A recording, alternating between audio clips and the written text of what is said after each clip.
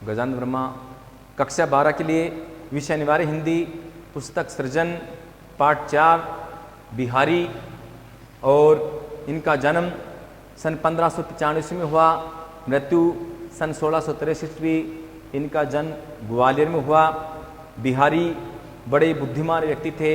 इन्होंने अपनी विद्वता के कारण पूरे भारत के अंदर नाम कमाया। इनके द्वारा रचित भक्ति, नीति एवं श्रृंगार, भक्ति की बातें लिखी, न्याय की बातें लिखी और श्रृंगार का सुंदरता के बारे में लिखी। देखिएगा, एक बार मिर्जा राजा जयसिंह जो जयपुर के निवासी थे, वो अपनी पत्नी के मोह पास में लगे हुए थे, राजकाज में ध्यान नहीं दे रहे थे। ऐसी स्थिति में उन्होंने एक दोहा लिखा, बड़े सुंदर तरीके से इन्होंने लिखा। वो सुंदर दोहा उन्होंने प्रकट किया, लिखा और उससे तैयार होकर के उन्होंने राजकाज में ध्यान देना चालू कर दिया और बिहारी को वहाँ एक अच्छा पद प्रदान किया। इन्होंने क्या है कि बिहारी के द्वारा रचित कुल मिलाकर के 700 दोहे हैं। 700 दोहों के संग्रह को सतसई कहा गया है। और बिहारी ने क्या किया है कि गागर में सागर, देखिए कहना चाहते हैं कि सागर में से तो गागर हम भर सकते हैं। गागर का मतलब होता है घड़ा और सागर का मतलब समुद्र। तो समुद्र से तो हम घड़ा भर सकते, कोई दिक्कत नहीं, किंतु घड़े में समुद्र कैसे भर सकते हैं, ये बातें बड़ी विचारणीय है। किंतु बिहारी ने गागर में सागर भरा है। अर्थात उनकी बातें दिखने में बहुत छोटी होती है, लेकिन उनकी बातें बहुत विस्तृत है, अर्थ गंभीर, उनके जो अर्थ है गंभीर है। व्यक्ति उन पे जरूर विचार करता है। उसमें छंद है, अलंकार है, ये सारी चीजें, रस है, ये सारी चीजें प्रकट रूप में किए। ये पाठ परीक्षा की दृष्टि से भी अत्यंत महत्वपूर्ण है। अलंकार वगैरह अधिकतर इसी पाठ में से आते हैं। तो देखिएगा, बिहारी ने क्या अपने जीवन काल में जो कुल मिलाकर के 700 दोहे लिखे, उनको सतसई कहा जाता है। 700 दोहों का संग्रह सतसई। पहले इसमें क्या है कि जो पाठ स्टार्ट होता है उसके ऊपर एक श्लोक दे रखा है, सतसैया के दोहरे जो नाविक के तीर, देखन में छोटे लगे घाव करे गंभीर। इस टॉपिक से आप समझ सकते हैं कि इस टॉपिक के अंदर बिहारी की विशेषता का वर्णन किया गया है कि सतसै के दोहरे जो नाविक के तीर, जो सतसैया है बिहारी के द्वारा रचित जो 700 दोहों का संग्रह, उसको सतसई कहा गया है। उनके जो दोहे हैं वो कैसे, जैसे नाविक के तीर, जैसे नाव चलाने वाला कोई नाव चलाने वाले हैं, उसके तीर के समान। कैसे, देखन में छोटे लगे घाव करे गंभीर। तीर दिखने में छोटा लगता है, लेकिन उसका जख्म, उसका घाव बहुत बड़ा होता है। आपने कभी विचार किया होगा, गोली जब लगती है तो गोली की लंबाई इतनी होती है। वो गोली जब निकलती है किसी राइफल से, बंदूक से, पिस्तौल से निकलती है तो वो जाती है, यूं जाकर के लगती है। जिस स्थान पर लगती है जाते समय तो जख्म कब करती है, लेकिन उस बंदूक का, राइफल का जो राउंड बहुत तेज है, अंदर जाकर के घूमती है और अंदर इतनी दूर के अंदर जख्म कर देती है, घाव बना देती है। ठीक उसी प्रकार से बिहारी के जो दोहे हैं, इनके जो विचार बहुत ही गंभीर है, दिखने में छोटे हैं, दिखने में छोटी बात दिखती है, किंतु इनके भाव, विचार, अर्थ गंभीर, इंसान को विचार करने के लिए मजबूर कर दे।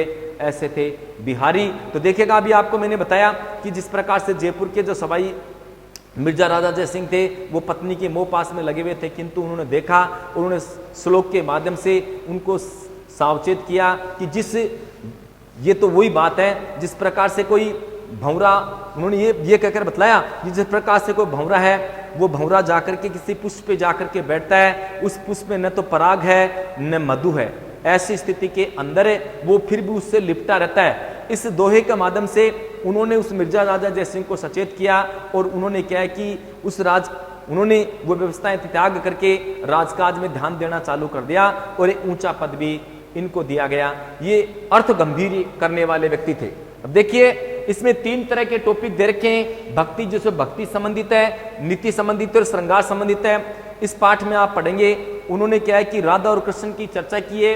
राधा की तो बड़ाई करते हैं, वो हर चीज के अंदर राधा की बड़ाई करते हैं, लेकिन साथ में क्या है कि कृष्ण की वो बुराई करते हैं, उलाना देते हैं। उलाना इसलिए देते हैं कि जिसके कारण वो उलाना सुन करके कम से कम मेरी बातों पे ध्यान देने लग जाएं, मेरी ओर भी ध्यान देने लग जाएं।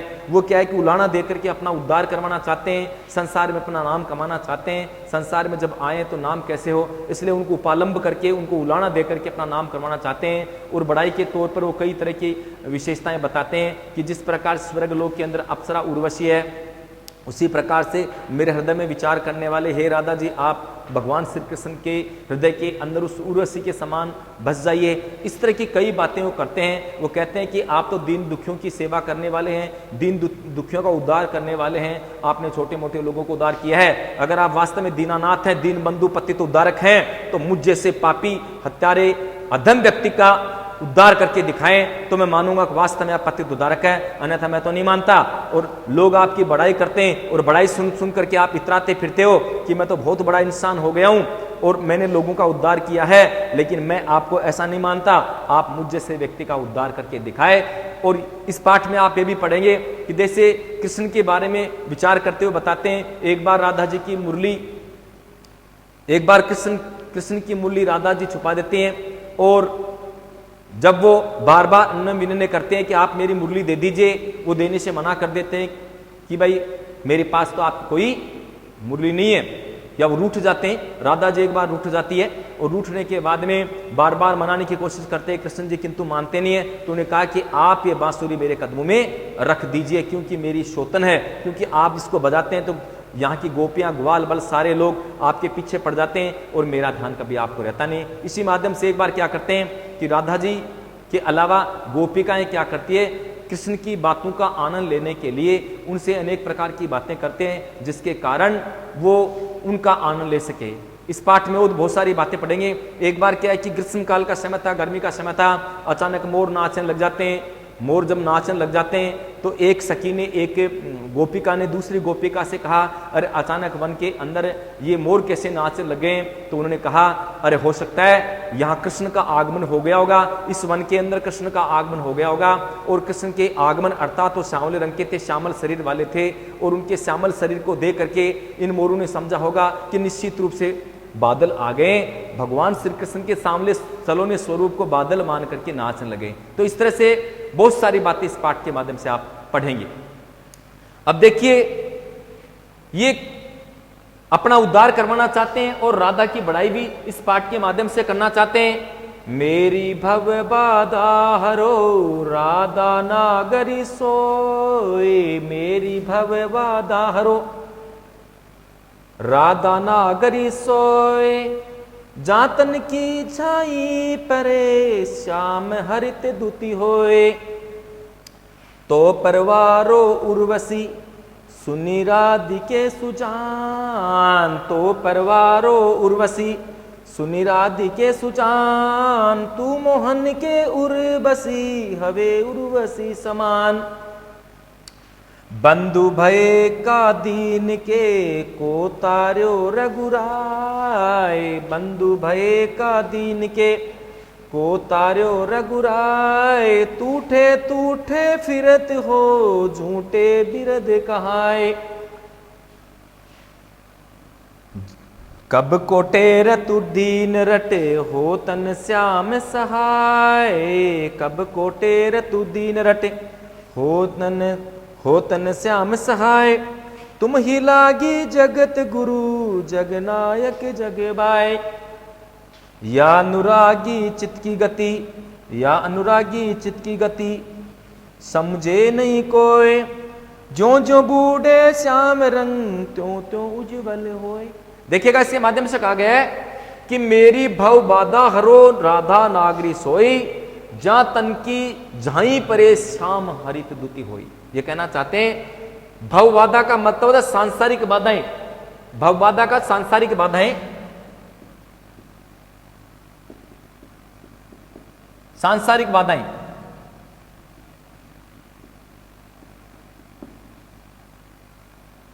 ये क्या, मेरी भव बाधा हरो राधा नागरी सोई। नागरी का मतलब होता है चतुर। ये कहना चाहते हैं कि मेरी भव बाधा हरो राधा नागरी सोई है चतुर राधिके। बिहारी कवि राधिका से अपनी जो समस्याएं हैं, सांसारिक समस्याएं हैं, उनको दूर करने के लिए उन्होंने क्या कहा, मेरी भव बाधा हरो, हरो का मतलब हरण करो, दूर करो, समस्याएं दूर करो। राधा नागरी सोई हे चतुर राधिके, आप मेरी सांसारिक बाधाओं को दूर कर दीजिए, मेरी संसार की समस्याओं को दूर कर दीजिए हे चतुर राधिके। आप तो बड़े चतुर, बड़ी सुंदर हैं आप मेरी सांसारिक बाधाओं को दूर कर दीजिए। कैसे? जातन की छाई परे श्याम हरित दूती होई। जातन की, तन में शरीर, अर्थात जिनके शरीर की छाया मात्र से, जिनके शरीर की छाया मात्र से ही भगवान श्री कृष्ण की समस्याएं दूर हो जाती है, अर्थात उनकी छाया मात्र से ही वो आनंदित हो जाते हैं, उनकी छाया मात्र से ही उनकी सारी समस्याएं भाग जाती है, छाया मात्र से। जातन की झाई परे, जिसके शरीर की छाया पड़ने से श्याम हरित दूती हुई, काला रंग है वो हरे रंग में बदल जाता है, अर्थात छाया मात्र से ही उनकी सारी समस्याएं गायब हो जाती है, उनको आनंद की प्राप्ति हो जाती है। इसलिए हे चतुर्राधिके, आप मेरी सांसारिक बाधाओं को दूर कर दीजिए। यह भी दे रखा है कि मेरी भव बाधा हरो राधा नागरी सोई। जहां तन की, तन में शरीर, जहां तन, जिसके शरीर की झाई में छाया पड़ने से ही श्याम हरित दूती हुई, ये श्याम हरित दूती हुई के अंदर श्लेष अलंकार है। श्याम हरित दूती हुई अर्थात श्याम रंग के अंदर हरा रंग, एक सबके दौर श्याम हरित दूती हुई। काला है तो काले के अंदर हरा कैसे नजर आएगा?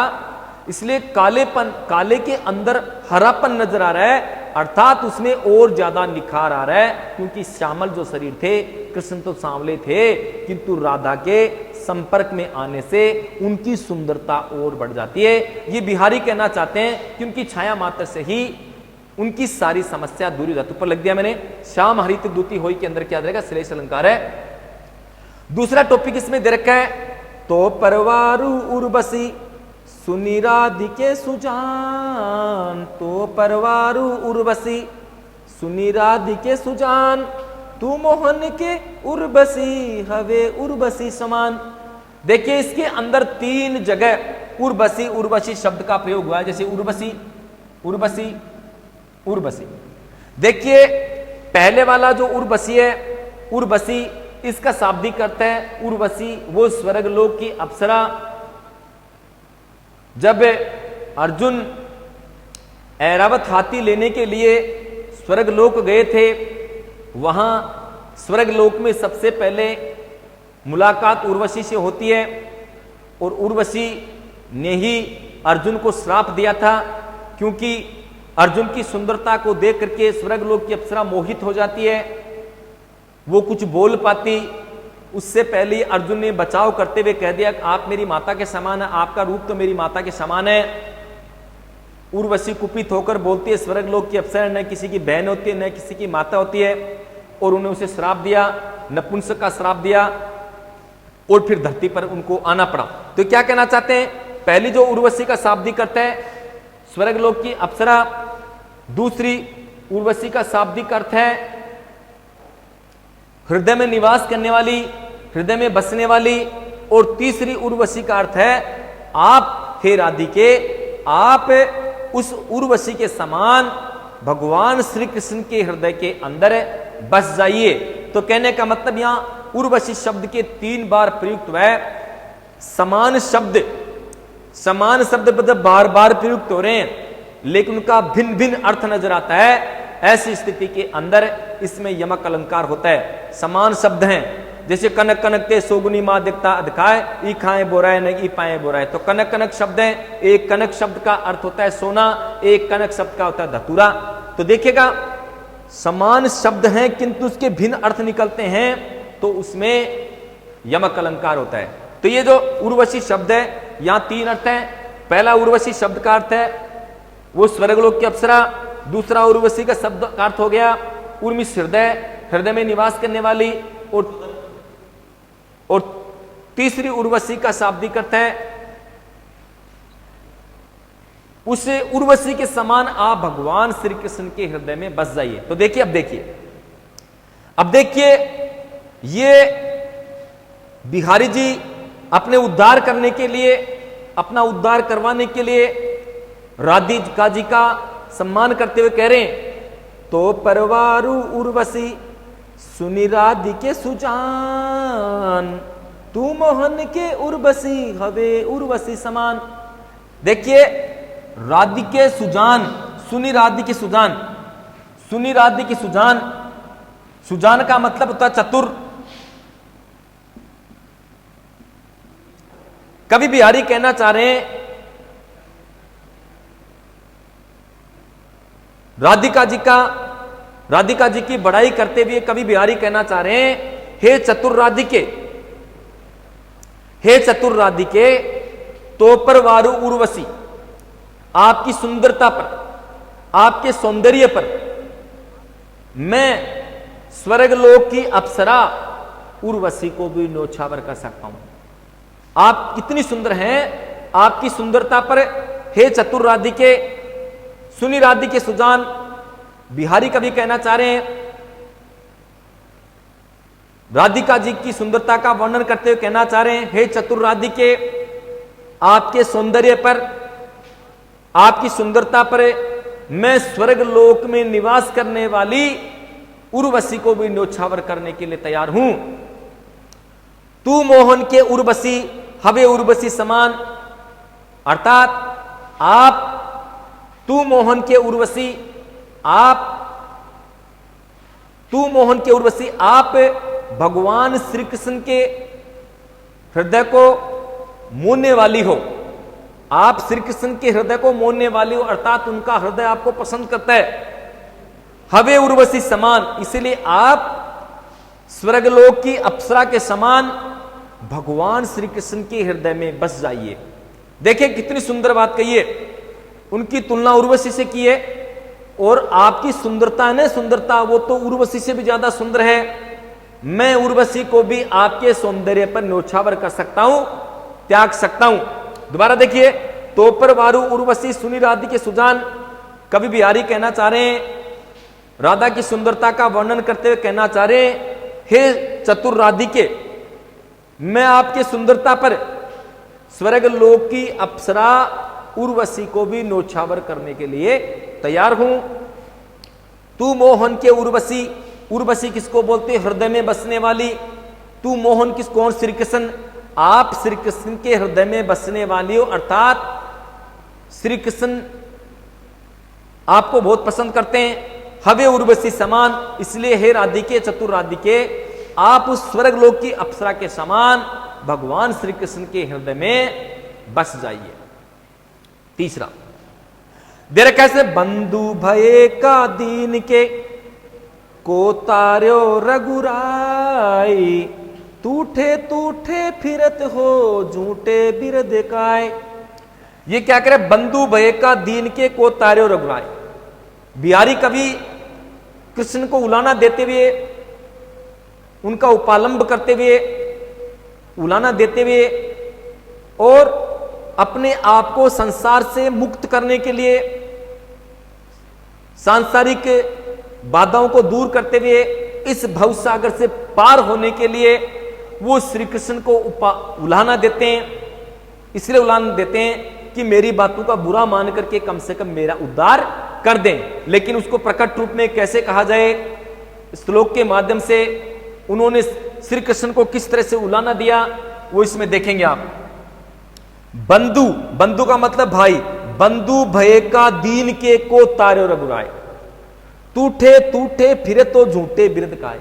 कवि बिहारी कहना चाह रहे हैं कि बंधु भय का दीन मिस गरीब, बंधु मिस भाई, तारे मिस तारना, रघुराई किसको बोलते, भगवान।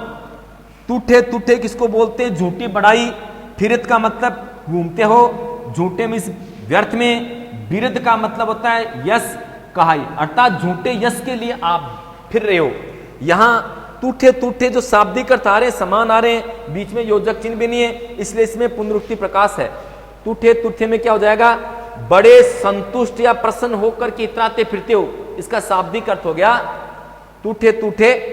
यहां दे रखा है, इसमें क्या है कि टूठे टूठे का शाब्दिक अर्थ है, बीच में योजक नहीं है, टूठे टूठे का बड़े संतुष्ट या प्रसन्न होना या इतराते फिरना कि मैंने तो बहुत ज्यादा अच्छा काम कर दिया, ऐसी स्थिति में तुम झूठी बड़ाई के मारे फिरते टूठे टूठे। शाब्दिक करता है संतुष्ट हो जाना या प्रसन्न हो जाना, अपनी बड़ाई को देख करके प्रसन्न हो जाना। किंतु टूठे टूठे का जो अलंकार है वो पुनरुक्ति प्रकाश है, लिख देता हूं मैं।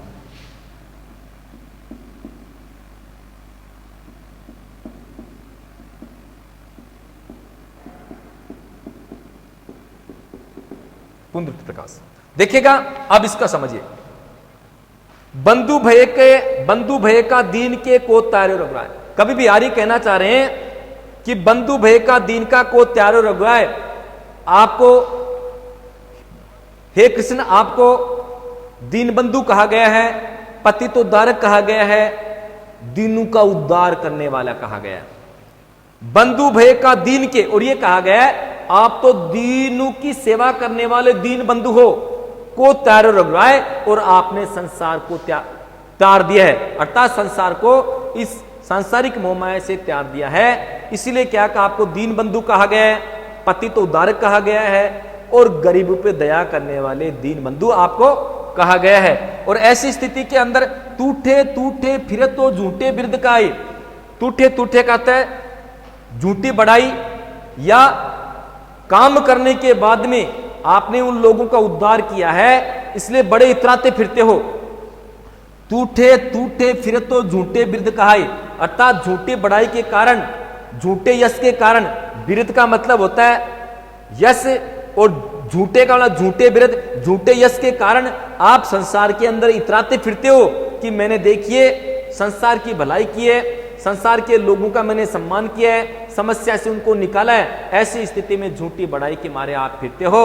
अगर वास्तव में आप पतित उद्धारक हैं, वास्तव में आप दीन दुखियों की सेवा करने वाले हैं, समस्या से निकालने वाले हैं, तो मुझ जैसे नीच पापी अधम उनका उद्धार करके दिखाएं, तो मैं निश्चित रूप से मानूंगा कि आप पतित उद्धारक हैं, आप दीन बंधु हैं, अन्यथा मैं तो आपको दीन बंधु पतित उद्धारक नहीं मान सकता। देखिए उलाना देकर के, वे उलाना देकर के अपने आप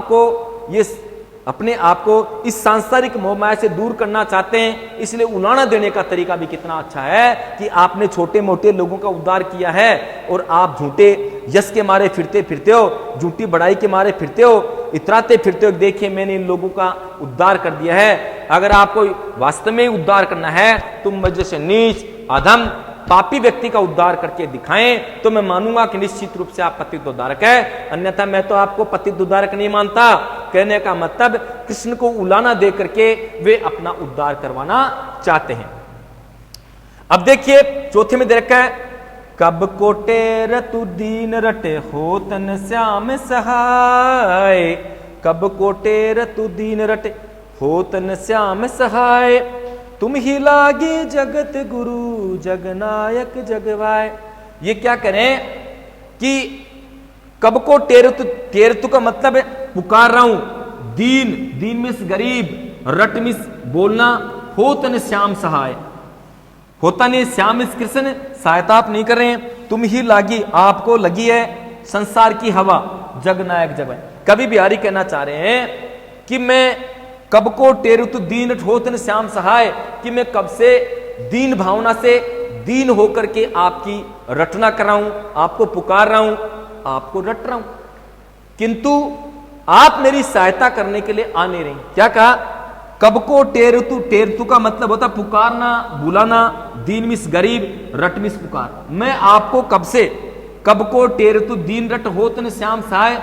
कभी बिहारी कहना चाह रहे हैं कि मैं कितनी देर से, कब से दीन भाव से आपकी याचना कर रहा हूं, आपको पुकार रहा हूं, आपको रट रहा हूं, किंतु आप मेरी सहायता करने के लिए आ ही नहीं रहे। मुझे ऐसा लग रहा आप मेरी सहायता करना ही नहीं चाहते। कैसे, तुम ही लागी जगत गुरु जगनायक जगवाय। ऐसा लग रहा है कि आपको भी संसार की हवा लग गई है, और सांसारिक हवा लगने के कारण आप मेरा उद्धार करने के लिए इस धरती पर नहीं आ रहे। मुझे लगता है कि आप भी अन्य जो योगी साधु संत जो लोग हैं उनकी तरह ही आपकी स्थिति हो गई है, इसलिए आप मेरा उद्धार करने के लिए आ नहीं रहे।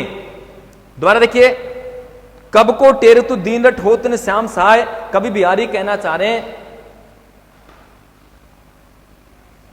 कभी बिहारी कहना चाह रहे हैं कि मैं कब से आपको पुकार रहा हूं, दीन भावना से आपको पुकार रहा हूं, लेकिन मेरी दीन भावना का आप पर कोई प्रभाव नहीं पड़ रहा है, और मेरी बातें सुनने के पश्चात भी आप मेरी सहायता करने के लिए नहीं आ रहे हैं। तुम ही लागी जगत गुरु जगनायक। ऐसा लग रहा है कि आपको भी सांसारिक हवा लग गई है। जिस प्रकार से संसार के गुरु हैं, नायक हैं, इनको जब संसार की हवा लग जाती है, रिश्वतखोर बन जाते हैं, वो क्या है कि आम जन की बातें, साधारण व्यक्तियों की बातें नहीं सुन पाते हैं। इसीलिए मुझे लग रहा है कि आपको भी संसार की हवा लग गई है। मेरी बातें सुनने के बाद में आप पर भी कोई असर नहीं हो रहा है। मुझे ऐसा लग रहा है आप भी अन्य लोगों की तरह ही हो गए। इसलिए मेरे बार बार पुकारने के पश्चात मेरी बातों पे आप ध्यान नहीं दे रहे हैं और आप मेरी सहायता करने के लिए नहीं आ रहे हैं। इसलिए मैं मानता हूं कि सांसारिक मोहमाया, संसार की हवा आपको लग गई है। या अनुरागी चित्त की गति समझे नहीं कोई, जो जो बूढ़े श्याम रंग त्यों त्यों उज्जवल हो।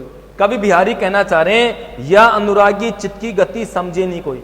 कवि बिहारी कहना चाह रहे हैं कि प्रेम रूपी, देखिए अनुराग किसको बोलते, प्रेम। या अनुरागी चित्त की गति समझे नहीं कोई। कवि बिहारी कहना चाह रहे हैं कि प्रेम रूपी जो गति है, प्रेम रूपी जो मन की गति है, इसको संसार में कोई भी समझने वाला नहीं है। याद रखा है, या अनुरागी चित्त की गति समझे नहीं कोई। ये सांसारिक जो मोह माया है, इसको देख के व्यक्ति प्रेम की जो गति है उसको संसार के अंदर कोई नहीं समझ पाया है। ज्यों ज्यों बूढ़े श्याम रंग त्यों त्यों उज्जवल हो। ये कहना चाहते हैं कि जिस प्रकार से श्याम रंग में जितना डूबता चला जाता है वो उतना ही उज्जवल होता चला जाता है। कभी श्याम रंग कभी उज्जवल होता है क्या? श्याम रंग कभी उज्जवल नहीं होता, काला तो काला ही रहेगा, कभी गोरा नहीं होता। तो देखिए यहाँ विरोधाभास अलंकार है, इसके अंदर ज्यों ज्यों के अंदर विरोधाभास और त्यों त्यों के अंदर विरोधाभास है। क्योंकि उज्जवल हो, कभी श्याम रंग कभी उज्जवल नहीं होता, किंतु श्याम रंग के अंदर उज्जवलता दर्शाएगी। ऊपर वाले टॉपिक में आपने पढ़ा होगा, श्याम हरित दूती होई, तो कभी काला रंग कभी हरा नहीं होता, लेकिन उसमें श्याम रंग हरा बताया और इसमें उज्जवलता दिखाई दे रही है। जो जो बूढ़े श्याम रंग त्यों त्यों उज्जवल हो, कहना चाह रहे हैं कि प्रेम के अंदर जितना डूबता चला जाता है वह उतना ही उज्जवलता प्रकट करता है। ऐसा भी माना जाता है कि राधा गौर वर्ण की थी, कृष्ण के थे, किंतु जब उनका दोनों का जब मिलन होता था तो रंग अलग तरह का प्रकट होता था, उनका कालापन खत्म हो जाता था और वो क्या है कि अलग सुंदर वो लगते थे। इसीलिए क्या है कि राधा और कृष्ण की जोड़ी संसार में क्या है कि माननीय है। आपने देखा होगा कि राधा का सम्मान करते हुए अपने नाम से पहले उन्होंने राधा कृष्ण दिया, जबकि उनकी पत्नी का नाम तो रुक्मिणी था। रुक्मिणी का कहीं नाम नहीं है, किंतु उनकी प्रेमिका के कारण जो भी नाम अगर राधा अगर कृष्ण लेगा तब तो उनका नाम पूरा है, और कृष्ण को पुकारने के बाद में राधा का पुकारेगा तो वो अधूरा नाम माना जाता है। इसलिए बिहारी जी ने क्या किया, अपने इन वाक्यों के आधार पर, पद्य के आधार पर सांसारिक मोह माया से मुक्त होने के लिए बहुत ही सुंदर बातें कही है। धन्यवाद। बाकी कल ओके।